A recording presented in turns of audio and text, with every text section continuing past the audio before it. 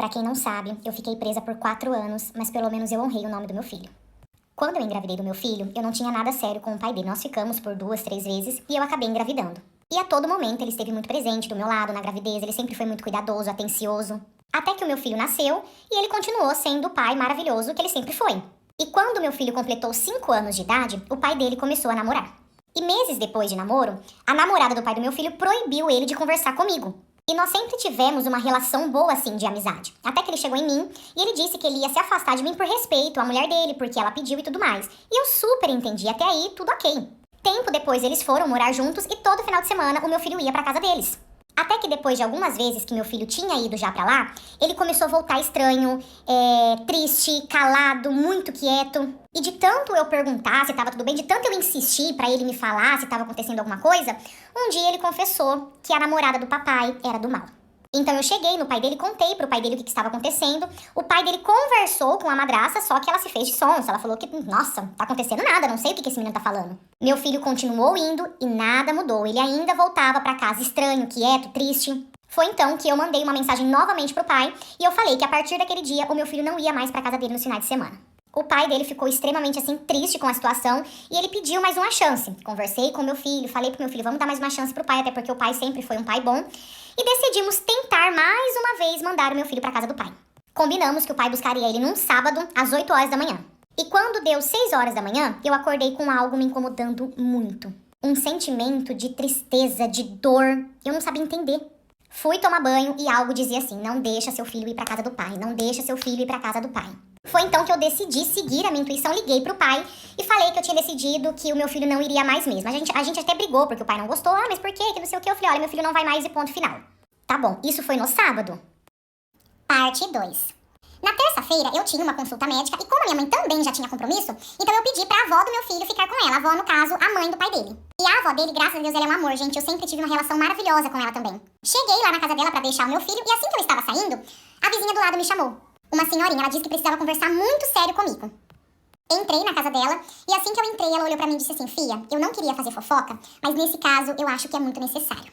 Ela olhou pra mim e disse, sabe aquele velho nojento? Esse velho nojento, ele era conhecido assim lá no bairro porque ele vivia dando em cima de crianças, já surgiu vários boatos que ele ficou com criança em troca de algumas coisas. Só que nunca deu nada pra ele, não sei se é porque nunca tivemos prova, nunca deu nada pra ele. Foi então que essa senhorinha vizinha, ela disse que estava rolando um boato ali pelo bairro de que a madrasta do meu filho havia vendido o meu filho pra esse velho nojento pra ela poder pagar um agiota. Segundo essa senhorinha, ela ficou sabendo porque o próprio velho saiu comentando ali. E, gente, ali naquela rua que mais tem a senhorinha, elas vivem o dia inteiro pra rua, então é óbvio que ia chegar no ouvido delas. Ela falou, Fia, eu não sei se é verdade, mas eu acho que é bom tomar cuidado. E enquanto ela me contava, eu lembrei da intuição que eu tive no sábado. Gente, meu coração quase saiu pela boca. Eu até esqueci que eu tinha médico, eu saí dali e fui direto pra casa desse velho nojento. Eu cheguei na casa dele que eu sei que eu nem chamei. Quando eu vi, eu já tava lá dentro conversando com ele, mandei ele sentar. E aí eu comecei a perguntar. Comecei meio que a ameaçar ele. Falei que se ele não falasse a verdade, as coisas não iam ficar boas pra ele, que não ia ficar daquele jeito, que eu ia descobrir, que ia ser muito pior se eu descobrisse por outras pessoas. Eu tava assim tão nervosa, tão fora assim de mim, que até bater naquele velho eu bati. E depois que eu bati nele, ele confessou.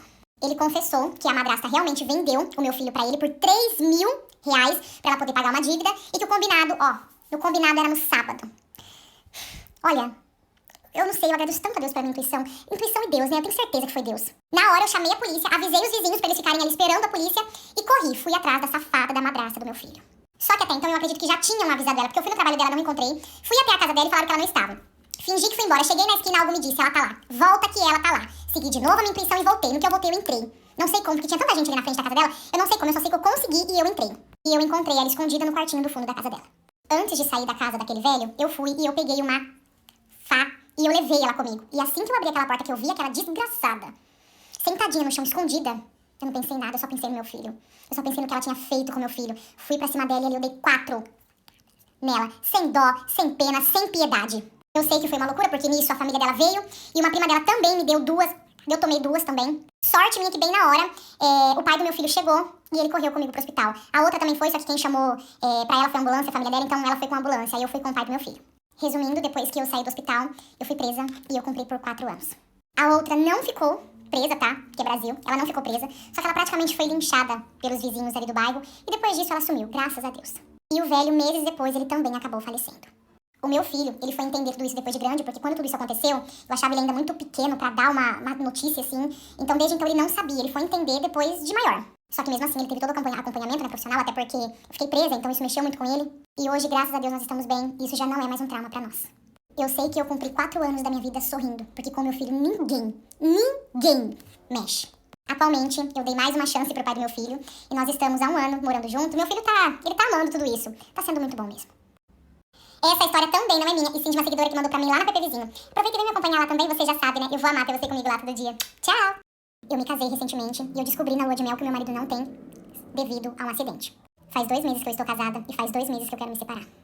Eu cresci em lar cristão, então eu sempre fui da igreja. Porém, com meus 18 anos, eu acabei saindo da igreja por conta de muita cobrança, principalmente da parte da minha mãe. Então eu fiquei longe da igreja por um tempo. Até que um certo dia, uma amiga minha me chamou pra ir com ela no culto de jovens que teria na igreja dela. E eu fui. Gostei da igreja e eu comecei a frequentar aquela igreja. Até que eu conheci o meu marido. Nós ficamos trocando olhares ali por um bom tempo, até que ele me chamou pra sair. Depois de vários encontros, ele chegou em mim, ele disse que ele estava gostando muito de mim. Eu falei pra ele que eu também estava, né, já gostando muito dele. E foi então que ele me pediu em namoro. Porém, ali ele já deixou bem claro que ele queria um namoro cristão, sem sexo. Até porque também ele tinha cargo na igreja. Eu também fui bem clara pra ele, falei que também seria difícil pra mim, só que eu queria muito tentar sim, então nós começamos a namorar. Depois de 1 ano de namoro, eu já não tava aguentando mais, gente, porque realmente era só beijinho. Só que a todo momento eu sempre respeitei muito a vontade dele. E como eu já sentia muito amor por ele, eu sentei com ele e eu conversei sobre casamento. E quando eu conversei com ele sobre casamento, ele fingiu que gostou da ideia, só que ele começou a me enrolar muito. Depois de 6 meses eu já não tava aguentando mais, foi então que eu decidi conversar com os pastores dele.